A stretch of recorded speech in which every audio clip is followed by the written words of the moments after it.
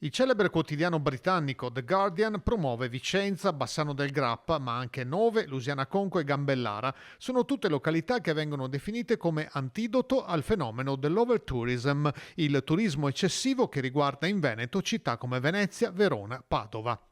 Lo spunto arriva dalle segnalazioni tramite la startup Unexpected Italy, Italia Inaspettata, che ha sviluppato un'app presentata anche all'ONU che individua i luoghi sconosciuti dove i turisti incontrano i residenti.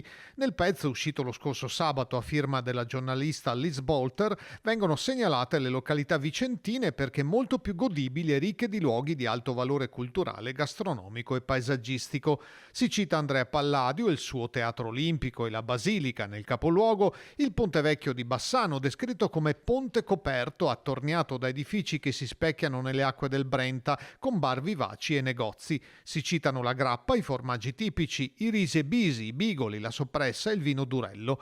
Il 70% dei turisti visita solo l'1% dell'Italia, concentrandosi sulle grandi città, ma in quelle piccole le vacanze si possono godere meglio, senza affollamenti e con più gusto.